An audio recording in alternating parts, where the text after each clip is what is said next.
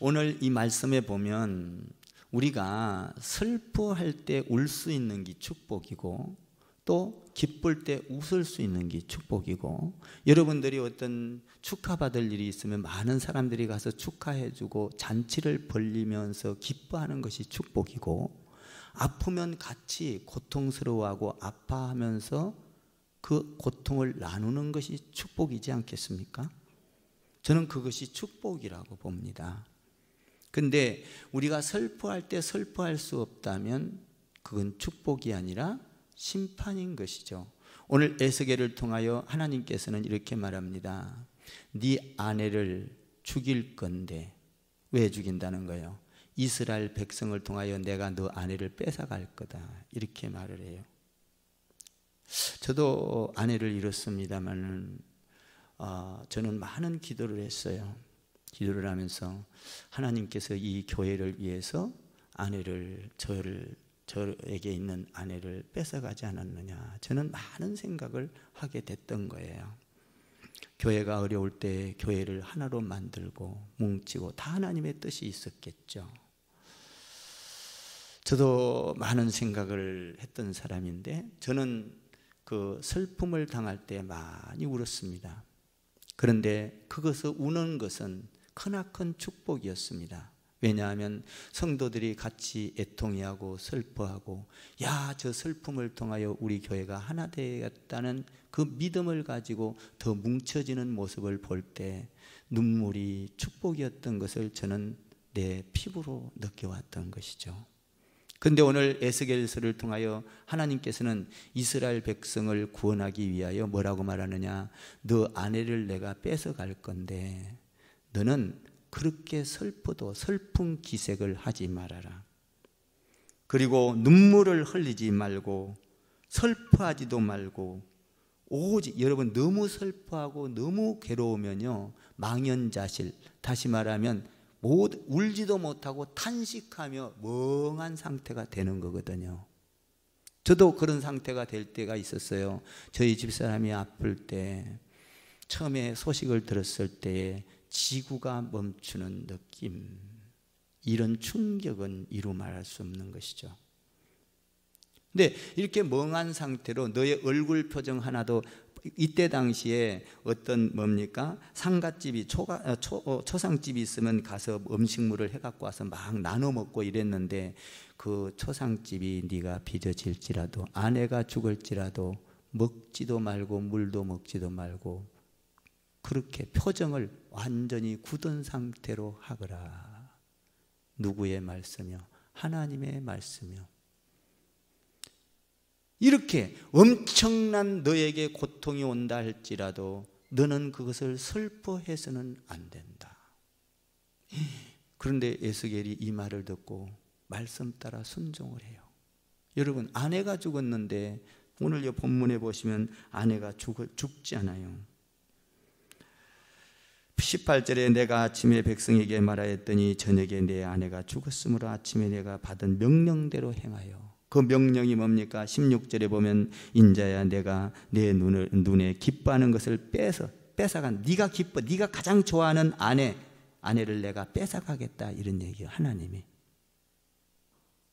그 뺏어갔는데, 뺏어갈 때 슬퍼하거나, 여기 16절에 그렇게 되어 있잖아요. 너는 16절 띄워보세요. 너는 슬퍼하거나 울거나 눈물을 흘리거나 하지 말며 죽은 자를 위하여 슬퍼하지도 말고 조용히 탄식하며 수건으로 머리를 동이고 발에 신을 신고 입술을 가리지 말고, 하나도 표현하지 말라. 참 얼마나 괴롭겠어요. 여러분, 울 수 있을 때 울어야 되는 거예요. 기뻐할 때, 기쁜 일이 있을 때 웃어야 하는 거예요. 믿습니까? 그런데 울지 말라는 거예요. 이게 뭔 말이냐? 하나님께서 이스라엘 백성을 심판할 때가 오는데, 너 아내가 죽었을 때 네가 이렇게 고통, 망연자실하고 아무것도 할 기력이 없이 탄식, 모든 슬픔도 다 너무 지나쳐 버려서 망연자실하고 탄식하면서 두 손 놓고 있는 이 모습이 이스라엘 백성에게도 임할 것이다. 이것을 네 얼굴로 이스라엘 백성에게 선지자로서 보여주라. 엄청난 사건이에요. 그러니까 에스겔 아내를 하나님께서 뺏어가면서 이스라엘 백성에게 경고하고 있는 거잖아요.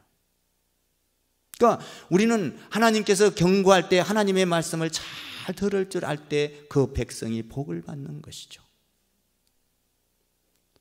그러니까 하나님께서는 이스라엘 백성들이 여러분 영원한 저주 속으로 심판 속으로 정말로 자녀들이 칼에 죽고 모든 민족들이 잡혀가고 이 엄청난 슬픔을 무엇으로 표현하고 있느냐? 에스겔의 아내를 뺏어감으로 하나님께서는 경고하고 있다 이 말이에요. 너 아내가 죽음으로 너는 이런 표정을 하고 슬퍼한 표정도 하지 말고 너는 정말로 고난 가운데서 이렇게 망연자실, 다시 말하면 탄식하는 가운데서 두 손 놓고 멍하니,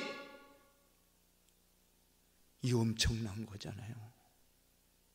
이런 날이 이스라엘에게 올 것이다.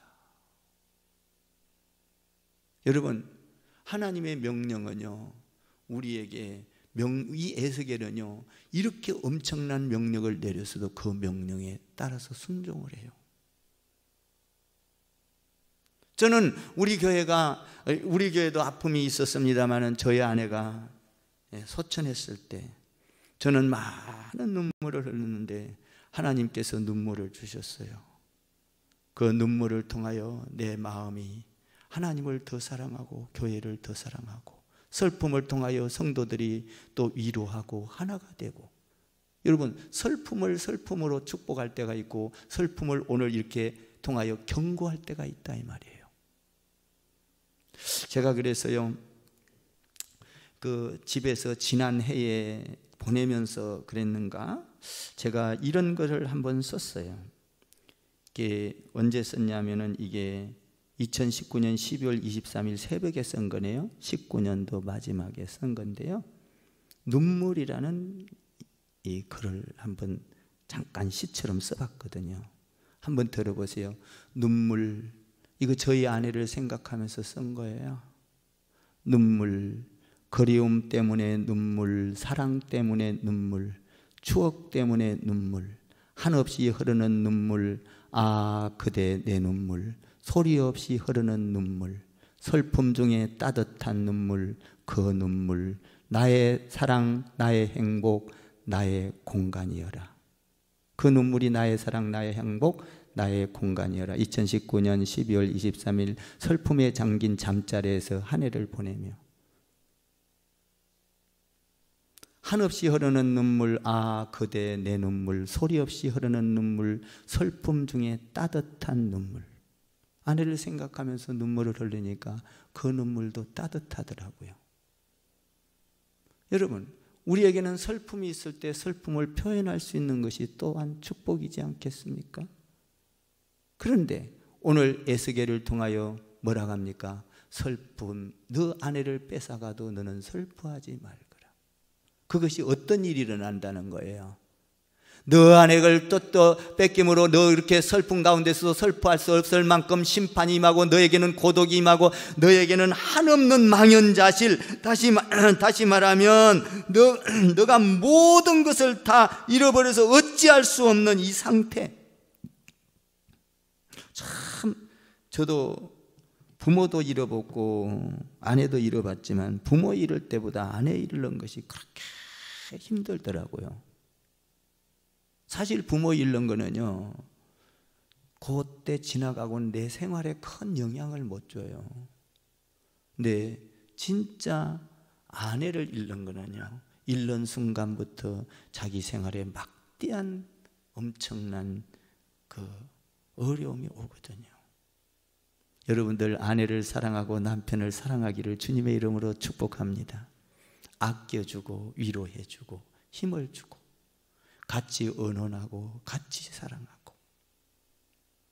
근데 오늘 에스겔서를 통하여서는 에스겔은 이스라엘을 살리기 위하여 경고를 하는 것이죠. 네 아내가 죽을 때 너는 이렇게 독한 표정을 해라.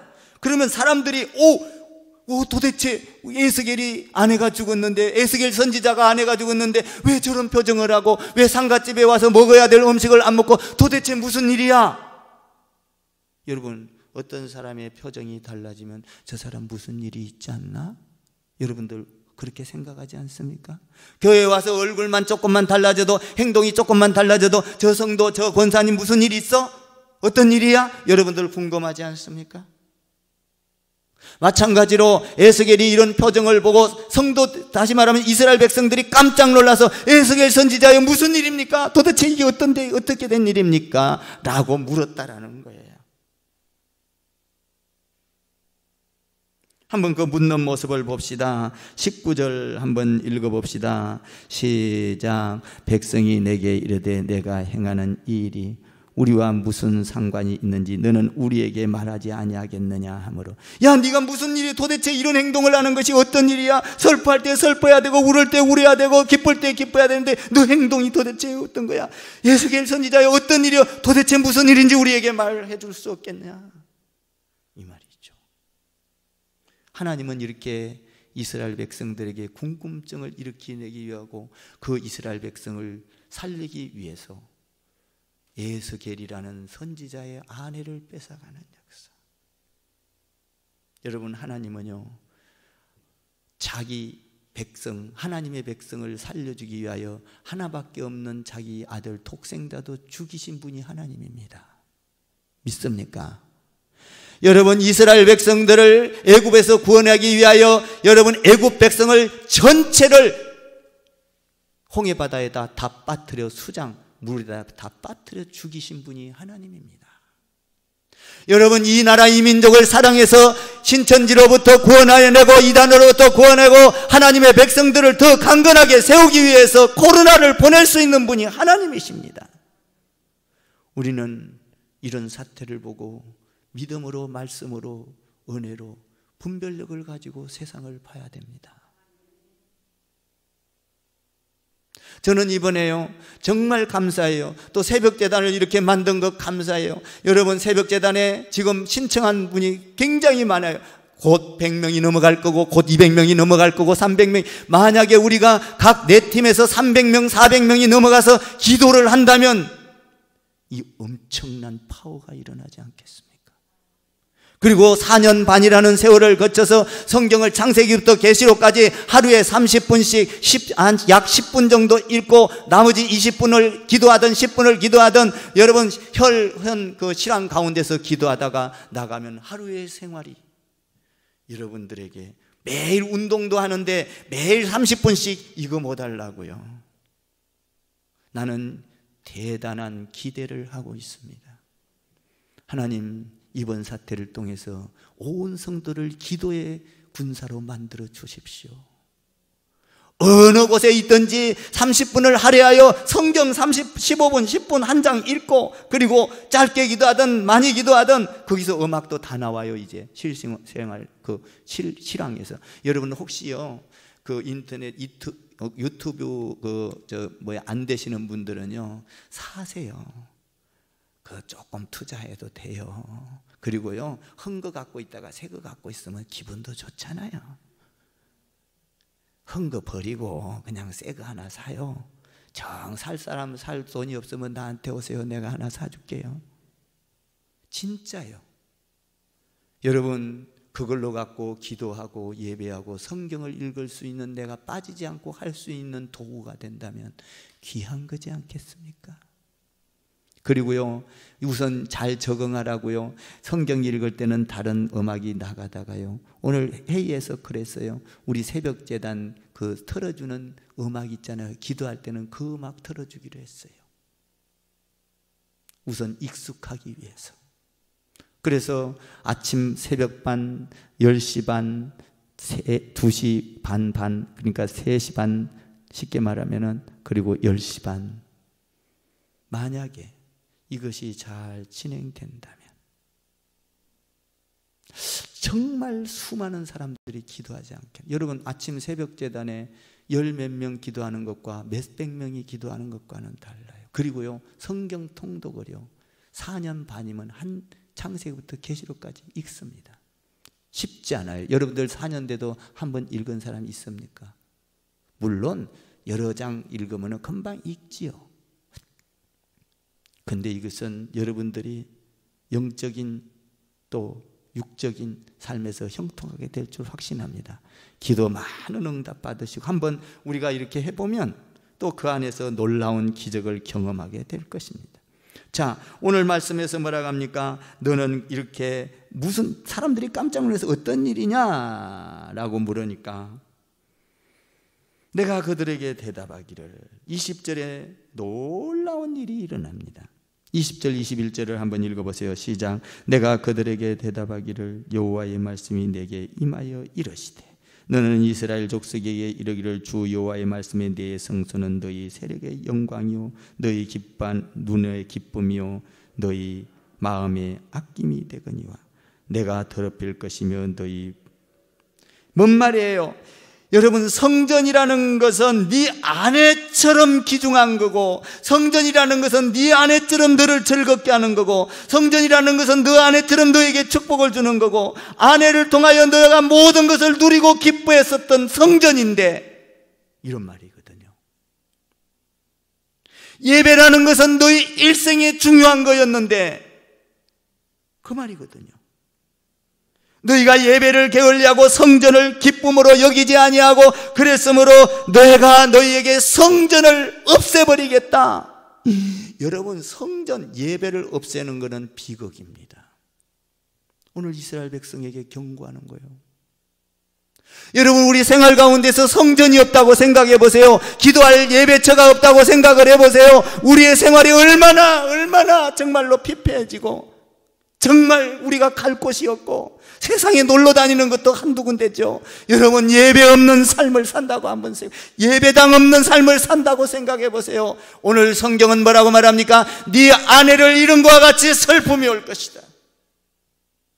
그런다 할지라도 끽소리 못하고 심판 속에서 고통을 당하고 망연자실하게 될 것이다. 여러분, 우리는 코로나를 통하여 정부에서 아무리 예배를 드리지 말라고 한다 할지라도 우리는 어느 곳에 있든지 예배를 지켜야 합니다.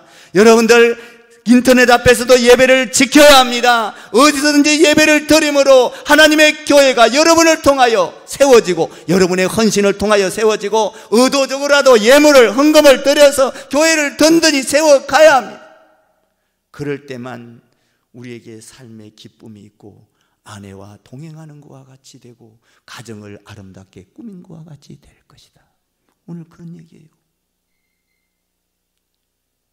내 성소는 너희가 세력의 영광이요 너희 눈의 기쁨이요 너희가 가장 아끼는 것이지만 내가 하나님께서 그 성전을 더럽혀 버릴 것이다. 뭔 말이에요? 아내를 뺏어간 것처럼 뺏어가 버릴 것이다.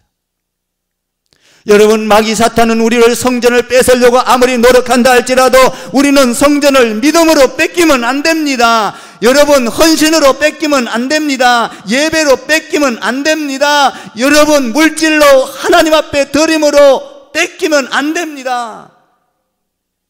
예배당을 뺏겨서는 안 되는 것이죠.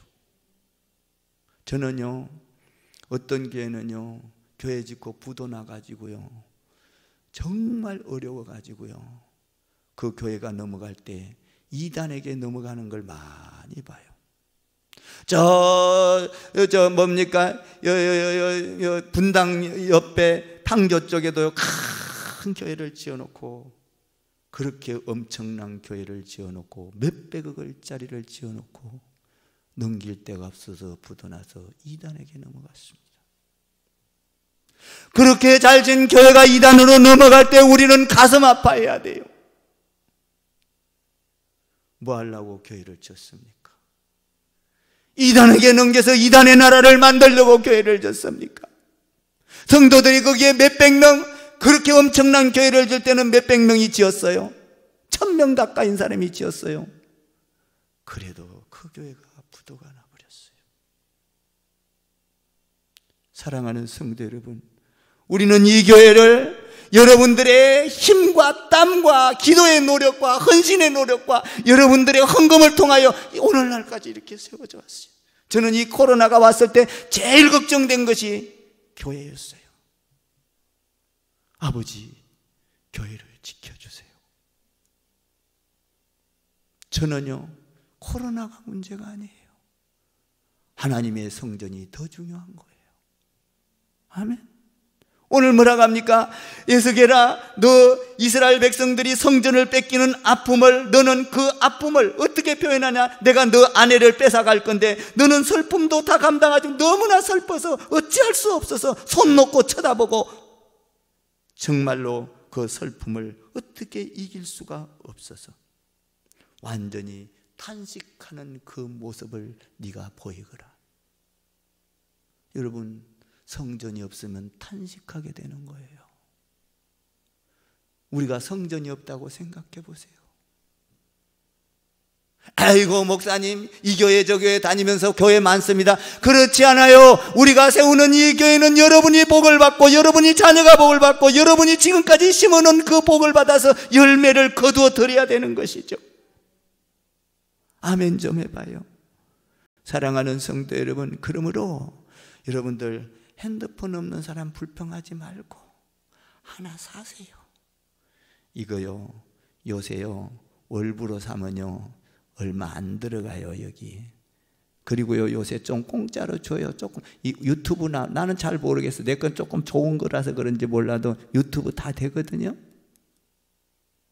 여러분들 혹시 이렇게 뭐 똑딱이 다 덮었다 했다 하는 우리 어르신들 권사님들 있죠? 하나 바꿔요. 이 김에 하나님이 이거 바꿔서 예배 기도 잘하게 하시는구나 감사하면서 바꾸세요. 아멘 좀 해봐요. 큰 축복이 있을 거예요. 순종했다잖아. 에스겔은 아내가 죽어도 울지 말라 순종했다잖아. 아멘 좀 해봐요. 그 슬픔을 안고도 너희 순종하라. 그래서 뭐라 그래요? 명령대로 행하며 18절에 그래요. 한번 18절에 한번 읽어봐. 16절 17절에 이렇게 하라고 그랬는데 명령대로 했다는 18절 시작. 내가 아침에 백성에게 말하였더니 저녁에 내 아내가 죽었으므로 아침에 내가 받은 명령대로 행하며. 대단하지 않습니까? 여러분, 하나님의 말씀을 우리는 받아들일 때 내기에 손해가 와도 하나님의 말씀을 받아들이면, 여러분 하나님의 말씀을 받아들이면 대가를 치르면 부활의 역사가 일어나는 줄 믿습니다. 예수님이 여러분 십자가의 대가를 치렀을 때에, 그 엄청난 대가를 치렀을 때에 인류가 구원을 받고 우리에게 구원의 역사가 일어나는, 아멘 좀 해보세요. 이 엄청난 축복이 있지 않습니까? 대기에 손해가 와도 하나님의 말씀이라면 우리는 순종해 볼 필요성이 있는 거다 이 말입니다. 교회의 방침이 이렇게 세워졌다면 내가 여기에 부족해도 따라가 보리라. 그 뜻을 분별하여 따라가 보리라. 여러분, 우리에게는 큰 사건이나 작은 사건이나 하나님께서 경고를 합니다. 여러분, 코로나가 온 것은 우리나라에 지금 경고하는 것이요, 세계에 경고하는 거예요. 전부 다 인본주의, 전부 다 물질 만능주의, 하나님이 없는 시대처럼 살아가는 이들에게 여러분 어떤 의학적인 그 약으로도 치료할 수 없는, 그리고 이놈의 코로나가 자꾸 이 바이러스가 변해. 앞으로 여러분 어떤 바이러스가 올 줄 압니까? 우리는 지금부터 여러분 이 인터넷으로 갖고 예배 드리는 것도 습관화를 시켜야 됩니다. 이것도 하나의, 우리는 방편으로 하나님께서 인터넷을 왜 줬겠습니까? 이런 연병이 올 때가 있을 거다. 하나님은 잘 아실 거 아닙니까? 우리는 모든 것을 한 가지만 고집하지 말고 상황에 따라서 하나님을 기쁘게 하는 일이라면 어떤 것을 막론하고 할 수 있어야 됩니다. 예수님께서 뭐라고 합니까? 내가 이 성에 들어가기 위해서는 저기 가서 나귀 새끼를 풀어와라. 인간적인 방법으로는 맞지 않아요. 그러나 나귀 새끼를 풀어와야 하는 것입니다. 여러분, 우리는 어떤 상황 속에서도 하나님의 말씀이라면 순종하고 가면 죽은 자가 살아납니다. 병든 자가 고침을 받습니다. 우리는 성전을 잃으면 비극이 옵니다. 저도요, 솔직한 얘기로 저 아내를 잃고 얼마나, 여러분들한테 표현을 안 해도 얼마나 힘들고 아픈지 몰라요. 솔직히 말하면 우리 자식들도 나의 아픔을 알 수가 없어요. 모릅니다. 그건 당사자가 아니면 알 수 없는 거예요. 저는 그것은 인간의 삶의 법칙이라고 봅니다.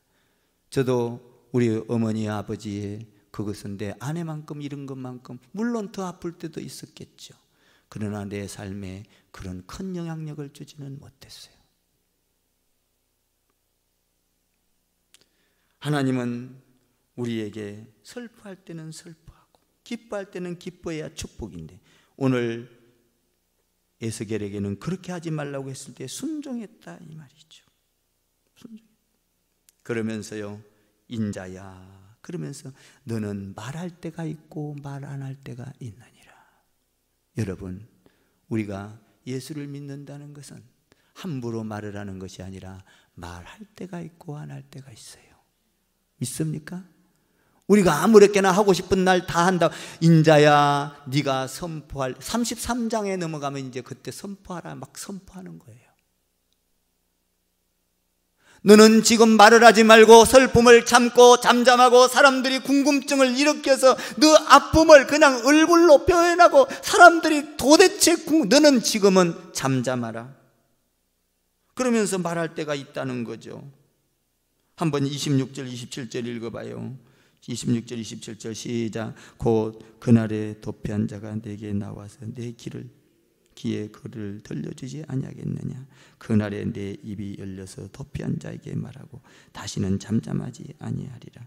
이같이 너는 그들에게 표징이 되고 그들은 내가 여호와인 줄을 알리라.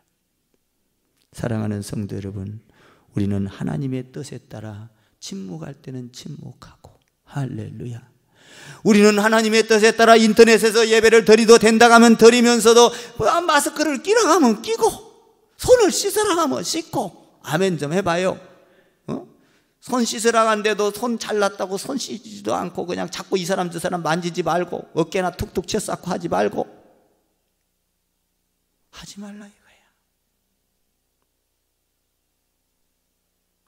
말할 때가 있으면 또 침묵할 때가 있다 이거죠.